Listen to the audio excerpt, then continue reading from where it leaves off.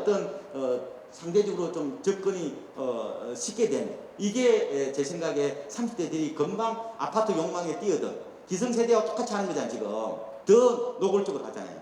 요새 30대들 용대리라 용감한 대리들 한 번도 우하향을 겪어보지 않는, 제가 보면 굉장히 위험한데 어쨌든 이런 세대들이 지금 시장을 이끌어가고 있다고 보시면 되고, 다음 번 한번 보실까요? 네, 안 되시나?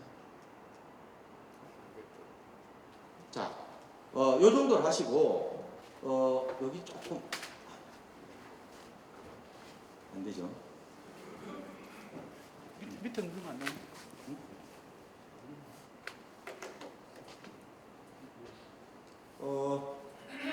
잠깐 되나? 그래서 지금 시장에 제가 봤을 때 이런 아파트의 어떤 광풍은 말씀드린 것처럼 X세대나 베이비 부모와는 다른 어떤 밀레니얼과 Z세대의 어떤 공간에 대한 친숙도, 그리고 얘들이 콘크리트 키즈라는 그런 측면 때문에 지금 아파트 광풍이 나타나고 있다. 이게 이렇게 제가 정의를 할 수가 있는 거고요. 요 사이는 대면에 대한 부담 때문에 신도시에 가가지고 점포 경영주택 잘 안 합니다. 옛날에 인기 끌었잖아요. 요새 안 합니다. 왜? 그 세입자 관리하기가 보통 어려운 게 아니거든요. 그걸 보고 감정노동이라고 얘기를 하잖아요. 그만큼 트렌드가 바뀌고 있다고 말씀을 드리고, 요새 그 옛날에 그 베이비 부모들이 이런 신도시 같은 데에서 가서 뭐 이런 아파트 단지 상가나 뭐 이런 근린 상가 이런 거 사가지고 따박따박 월세 받겠다는 생각도 이번에 다 망했습니다. 이번에 지금 구분 상가들 완전히 지금 거의 공실 생겨가지고, 심지어 마곡 같은 데 가보면은 보통 상가가 10억 주고 분양받은 거 지금 8억에도 안 팔립니다. 상가, 그러니까 상가 건물하고 상가하고 구분하시라고 말씀드렸잖아요. 임차인이 무너지는 거, 자영업이 무너지는 거는 구분 상가 얘기고, 결국은 빌딩 가격이 올라가는 것은 그건 다른 얘기죠. 자, 얘기입니다. 갈게요. 이 얘기입니다. 그러니까 다세대 다가구도 옛날 같지 않아요. 그래서 이게 세입자가 어떻게 싸울 거냐, 민낯을 드러낼 거냐, 이 부분이거든요. 그래서 이런 얘기를 하죠. 이런 거 하려면은 우리 남편이 해병대 나와야 된다. 아니면은 여성분들은 고등학교 때 학도 호국 여단장을 당당하게 수행하신 분들이 하시라. 쉽지 않아요. 이 감정료도. 그래서 차라리 아파트 사서 월세 나라 이런 얘기를 합니다. 그리고 세금도 많이 바뀌었고, 옛날에는 주택에 살고 있으면 비과세 받았는데 지금 상가 따로 주택 따로 양도세 계산해야 되니까. 농막 같은 경우는 괜찮아요. 농막 같은 경우는 아까 제가 전원주택 같은 거 짓지 말고 다 농가주택 잘못 사면 그거 한다고 그랬죠. 종부세 두드리면 안다고 그랬잖아요. 그래서 이거는 다만 상시 주거시설로 쓰면은 단속이 나오기 때문에 좀 조심할 필요가 있어요. 근데 이게 재밌는 거는 이게 양도세 중과 대상이 안 되고, 그죠? 어차피 내가 농지 있는데 거기에 가설 건축물 설치해 놓는 건데 가서 뭐 전기 같은 거 다 가스 이런 거 다 넣을 수 있잖아요. 그죠? 다만 이제 너무 오래 자지는 마요. 주말에 농사로 갔다가 돌아오면 되잖아요. 그죠? 좋습니다. 멀티해비테이션으로서 저는 좋다고 봐요. 그래서 집사람하고 싸우면 하루 더 있고, 네? 이런 식으로 왔다 갔다 하시면 돼요. 정화조 설치를 못하게 해요. 그게 문제. 그래서 간이 화장실을 사야 돼요. 그래서 내 친구께 이거 350만 원짜리거든요. 쌉니다. 이거 얼마 안 합니다. 여기 사진은 없는데 여기 얘가 독일제 간이 화장실을 샀어요. 그 여름에 냄새도 안 납니다. 근데 요거는 350인데 그거는 750이에요. 어쨌든 자, 이제 마무리입니다. 25분에 30분 질문 안 받고 그냥 바로 끝낼게요. 자, 그럼 어떡할래? 제가 말씀드리고 싶은 거는 트렌드 세트보다 패스트 팔로워가 되어라. 왜 그 많은 베이비 부모들이 노후 설계에 실패했느냐? 왜 양평가평에 전원주택 짓겠다고 땅 샀다가 왜 안 짓고 왜 안 가느냐? 많이 안 가십니다. 가는 분도 계시지만 왜 가려고 그러니까 집사람이 이혼하고 가라고 해요. 네, 이혼하고 가야 돼요, 여러분. 네. 그 가사노동을 다 누가 할 건데? 그 부분입니다. 그래서 또 하나는 아까 상가 사서 따박따박 월세 받겠다는 전략도 다 틀렸죠. 그죠? 그게 결국은 자기 방식대로, 자기가 공간의 친숙도대로 결국 투자한 결과 망했다는 거예요. 누구의 트렌드를 읽어야 되는데, 그걸 인도해줄 MZ세대의 욕망을 잊지 않고 자기 방식대로 노후 설계를 하니까 망하는 거죠. 그 말씀입니다. 그래서 호모사피엔스 때는 경험의 맹신, 자기의 경험을 맹신하면 오히려 틀린 고정관념이 될 수가 있는 거고, 그래서 MZ세대와 똑같은 사고를 하라는 거고, 그래서 군자는 표변한다 이런 말이죠. 뒤에 있잖아요. 그죠? 예. 소위는 흉면하고, 소위는 얼굴 효과만 바뀌는 거예요. 세상이 변하면은. 근데 군자는 표범처럼, 그죠? 재빨리 자기 몸을 바꾸는 거죠. 표범이 가을 되면 색깔이 완전히 진해진다잖아요. 그걸 보고 얘기를 하는 거고, 제가 아까 말씀드린 것처럼 아파트는 다음 세대의 핵심 주거용이고, 아파트는 앞으로 바뀔 것으로 하는 게 괜찮을 것 같고, 요새는 집안채가 거의 20, 30억 하는 세대이기 때문에 저는 은퇴자들은 소유와 거주를 분리하는 것도 나쁘지 않다. 그래서 월세 놓고 전세 살아라. 다만 또 돈이 좀 되시는 자산가분들은 역세권의 꼬마 빌딩도 나쁘지 않다고 봐요. 그래서 지금 뭐냐면은 지금 사회가 펀드 매니저처럼 자산을 굴리면서 마치 투자가 삶의 일부가 된 사회예요. 저는 이런 말씀을 드립니다. 노동소득은 신성한 것이지만 자본소득은 현명한 것이다.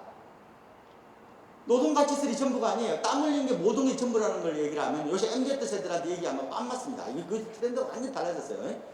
투자소득도 결국은 삶의 일부가 될 수밖에 없는, 그래서 저는 명심보감보다 재무보감이 더 중요할 수도 있고, 의식주 시대에서 주식금 시대로 가고 있다고 보는 거예요. 저는 이 금이 금융입니다. 결국은 뭐 거치를 하면 재테크일 수도 있고 자산가일 수도 있고 투자가 될 수 있는 거잖아요. 그래서 IRP, IS의 연금저축 이런 거 모르면 조선시대 한자 모르는 거랑 똑같은 거예요. 현대판 금융문명이다. 앞으로 자산소득에 대해서 과세가 강화될 거라고 그랬죠. 그럼 이런 혜택을 주는 쪽으로 많이 가입해놓고 좋을 것 같고, 투자자산하고 향유자산하고 구분해야 된다는 거예요. 자, 이 중요한 얘기입니다. 텃밭은 향유자산이에요, 투자자산이에요? 향유자산이죠.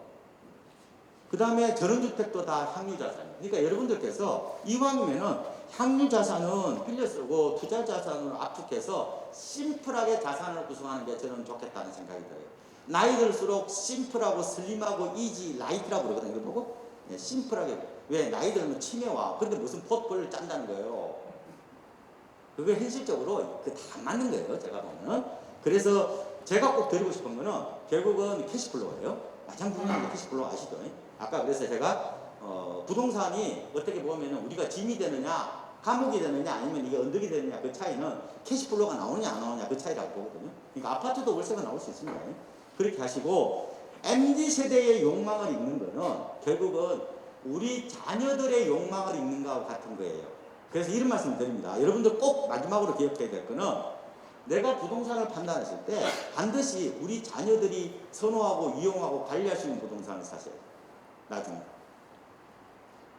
잘못하면 부동산이 감옥될 수 있어요.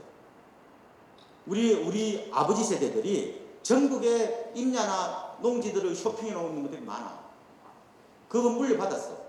요새 참 자들이 안 받으려고 그래요. 최근에 제가 그런 사례인데, 저 충청도에서 땅을 20만 평을 할아버지가 그거를 자식한테 물려주려 했어요. 자식이 잘 살아요. 자기도 뭐 성형외과 원장인데 한 200대 자산가요. 그냥 너 그냥 정유세만 물리고 너 가져가라 그러니까 아들이 하는 말이, 아버지 참 저런 부동산은 당대에서 좀 해결해 주시면 안 됩니까? 왜? 한 번도 안 가봤으니까. 공간이 낯설다고 그랬잖아요. 그래서 기본적으로 여러분들이 부동산을 보실 때는 반드시 자녀와 같이 자녀들 마인드가 되어가지고 그 세대를 읽어야 결국 이 트렌드를 읽을 수 있다는 게, 오늘 결론적으로 이겁니다. 그러니까 자, 집값은 어차피 거품이라는 것은 누구나 다 인정해요. 누구나 다 거품이라고 생각해. 저도 마찬가지라고 봅니다. 그러면. 지금 너무 고평가돼 있어. 그건 누구나 다 알아. 그죠? 그런데 지금은 그러면 이걸 팔고 그러면 타이 살래? 아니, 그거 하지 마 그냥. 집 가지고 장난치지 마요. 그냥 오르면 오른 대로 살아야지. 뭐 어떡해. 일본처럼 간다. 그냥 살아 그냥. 뭘 집 가지고 장난을 쳐요. 그거는. 원래 우상향, 장기적으로 대도시는 전 집값은 우상향한다고 보기 때문에. 왜? 집값은 통화량하고 맞물려 있단 말이야. 통화량이 풀리면은 보면 우리나라에 집값 오르는 거 나와요. 과거에 논문들 많이 보면 M2와 비례하거든.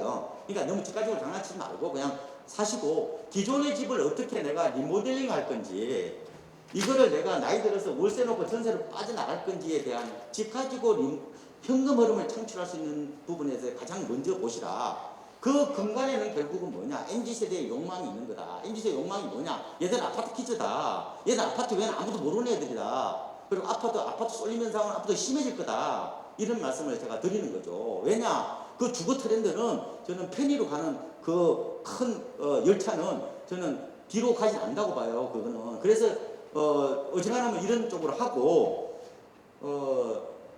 좀 더 종합적으로 본다면은 결국은 우리가 투자가 강요되는 사회, 우리도 이게 펀드메이처럼 살아야 되는 이 기구한 자본주의 세계를 살고 있는 거란 말이에요. 그래서 그걸 착테크라고 해 패매하지 말고 내가 어느 정도 알아야 나도 그 먹고 살 거 아니에요. 이 정글에서 살 거 아니에요. 그죠? 그러면 어떻게 해야 될 거냐? 공부를 해야 된다고. 그래서 제가 꼭 드리고 싶은 말씀은 지식의 총량을 늘려야 되는 거예요. 그래서 요새 유튜브나 이미 많이 있잖아요.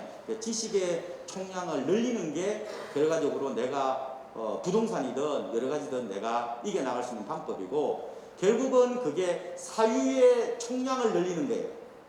사유의 힘을 기르는 게 결국은 어떻게 보면은 부가 만들어지는 과정이 아닌가. 내 스스로 결정을 해야 되는데, 그래서 제가 꼭 드리고 싶은 거는 지금 많은 매스컴에서 나오는 얘기들이 굉장히 당위론적이고 도덕 교과서적이고 그리고 우리가 가야 될 이데아적 세계 얘기만 많이 하고 있는데 그게 아닐 수가 있다는 거야. 그러니까 우리가 보통 보면은 이 속에 있는 얘기하고 이게 또 밖에 나가서 얘기하는 거하고 좀 다르잖아요. 부동산은 이 내부에 있는 욕망의 얘기예요. 이 거친 욕망화 되는 게 지금 부동산 시장의 특징인데, 제가 집을 여럿이 사라고 말씀 안 드렸잖아. 집 한 채로 가지고 여러분들이 내 노후를 어떻게 준비할 거냐가 그 흐름을 잡는 게 중요하다. 가장 중요한 게 제가 이른바 세상은 MZ세대로 바뀌었다. 그 코로나